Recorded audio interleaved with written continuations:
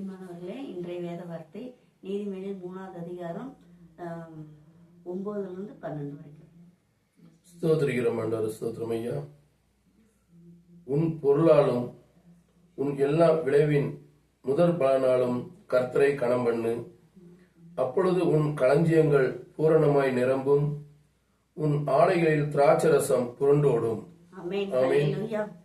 அப்ப நம்ம ஒவ்வொரு பொருளாலும் நம்ம தேவனை கனம் பண்ணவர்களாக இருக்கணும்.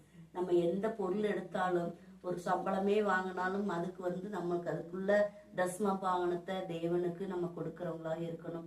அது போல எந்த வீட்டுல நம்ம விளைச்சலா இருந்தாலும் சரி, நம்ம வீட்டுல எந்த காரியம் செஞ்சாலும் சரி, எந்த ஒரு பொருளுக்கு முன்னாடி அது முதல் பிறையான ஆபோல் போல, ஏன்னா முன்னாடி அந்த காணிக்கை எடுத்து தேவனுக்கு சமர்ப்பணம் பண்ணும்போது கண்டிப்பா நம்ம வீட்டுல திராட்சை ரசமும் தானியங்களும் எண்ணெய்களும் வீட்டுல பொருளை செய்யும். அதான் தேவனுக்குரியது தேவனுக்கு தான் நம்ம கொடுக்கணும். ஏன்னா நம்ம அதை எடுத்து நம்ம பயன்படுத்தும் போது அது தேவையில்லாத நம்ம கஷ்டத்தை நம்ம அனுபவிக்க வேண்டி இருக்கும். அதனால தேவன் நம்மளோட பேசிக்கொண்டு இருக்கார். அதனால தேவனுக்குரியதை நம்ம தேவனுக்கு கொண்டு போய் செலுத்துறவர்களாக இந்த நாள்ல இருக்கணும். நம்ம வீட்டுல திராட்சை ரசமும் நம்ம வீட்டுல எண்ணெய்களும் தானியங்களும் நிரப்பப்படும் தேவன் வார்த்தை கொடுத்து கொண்டு இருக்கிறார். ஆமென். அல்லேலூயா.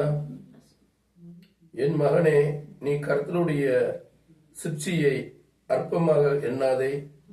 அவர் கடிந்து கொள்ளும் போது சோர்ந்து போகாதே. தகப்பன் தான் நேசிக்கிற புத்திரனை சிற்றிக்கிறது போல கர்த்தரும் எவனிடத்தில் அன்பு கூறுகிறாரோ அவனை சிற்றிக்கிறார். ஆமென். அல்லேலூயா.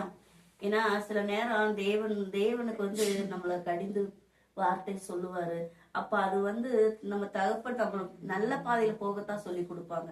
தவறான பாதையில போக ஒரு தகப்பன்னு சொல்லி தர மாட்டாங்க. அது போலதான் எந்த அளவுக்கு நம்மள கடிந்து இதை செய்யாத அதை செய்யாதன்னு சொல்றாரோ அந்த அளவுக்கு அன்பு கூறுவாராமே.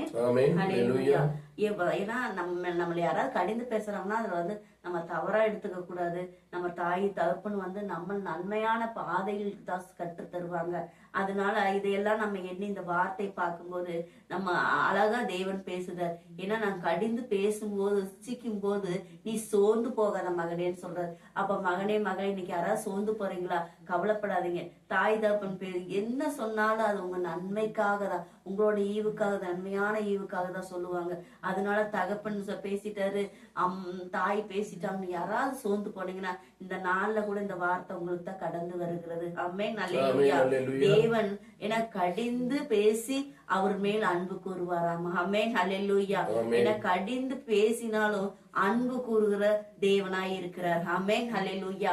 நம்ம ஏன்னா பாலும் குழியில போய் விழுந்துடக்கூடாது அப்படிங்கறதுக்காக தான் நம்ம தாயும் தகப்புன்னு சொல்லுவாங்க.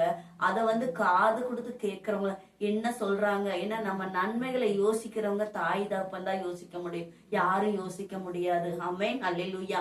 அது போல நம்ம கர்த்தர் நம்மளோட நன்மைகளை மட்டும் யோசிச்சுதான் சில வார்த்தைகளையும் கொடுக்கிறார். இந்த வார்த்தைகள்லாம் நம்ம அதை படிச்சுட்டு கேட்டுட்டு விட்டுட்டு போகாதபடி அதுல செயல்படுத்தும் போது கண்டிப்பா தாய் தகப்பனை கனம் பண்ணுகிறதே பெரிதான கிருபை, பெரிதான ஆசீர்வாதம் நம்ம படிக்கணும். அப்போ தாய் தகப்பனை ஒவ்வொரு கனம் பண்றவங்களா இருக்கணும். ஆமென். அல்லேலூயா. இதை கேட்டு நம்ம தகப்பன் சொல்லிட்டாங்களே, தாய் சொல்லிட்டாங்களே அப்படின்னு சொல்லிட்டு நம்ம சோர்ந்து போயிடக்கூடாது. இத போய் எல்லாத்திட்டையும் போய் இப்படி எல்லாம் சொல்லுனாங்க, அப்பா பேசினாங்க, அம்மா பேசினாங்க, இத சொல்றத விட அதை ஆலோசிக்கணும். என்னத்துக்காக சொன்னாங்க, நம்ம என்ன செஞ்சோம் அப்படிங்கறதுதான். தேவன் அதுதான் நம்ம கிட்ட பேசிக்கொண்டு இருக்கிறார். ஆமென். அல்லேலூயா. அதனால என்ன வார்த்தை சொல்ல வருகிறாரோ அதை நம்ம காது கொடுத்து கேட்டு அது எதுக்காக நம்மளுக்கு இந்த நாள்ல அறிவுரை கொடுக்கிறாருன்னு சொல்லி கேட்டு நடக்கும் போது கண்டிப்பா தேவன் நம்ம நல்ல பாதையில கொண்டு செலுத்துவார். ஆமென். அல்லேலூயா. கேட்ட வார்த்தைக்காக ஜெபித்துக் கொள்ளலாம்.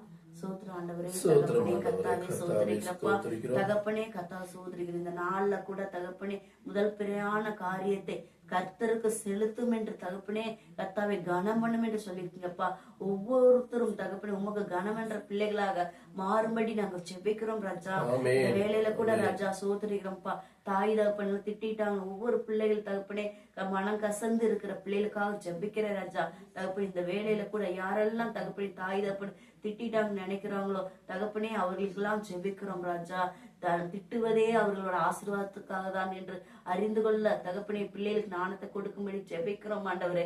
தகப்பனே திட்டினாலும் அன்பு அதிகமாக இருக்கிறவர்கள் தான் தகப்பனே தாய் தகப்பன் பேச முடியும் ஆண்டவரே. ராஜா சோத்திரிக்கிறப்பா ஒவ்வொருவரையும் தகப்பனே இந்த வேலையில ஆண்டவரே நாங்க ஜெபிக்கிறோம். பிள்ளைகள் பெரியோர் குழந்தைகள் எல்லாத்துக்கும் ஜெபிக்கிறோம் சுவாமி. பிள்ளைகள் நல்பாதையில் நடக்க நல்ல வழியில போக தகப்பனே நாங்க ஜெபிக்கிறோம் சுவாமி. அனைவரையும் நீங்க ஆசீர்வதிக்கும்படிக்கு நாங்க ஜெபிக்கிறோம். ஒவ்வொருவரையும் உங்க கரத்துல கொடுக்கிறோம் சுவாமி. எங்களை தாழ்த்தி உங்க கரத்துல கொடுக்கிறோம். ஜீவனுள்ள நல்ல பிதாவே. ஆமென் ஆமென். காலை வேளையிலே தேவனுடைய ஸ்தோத்திரம்.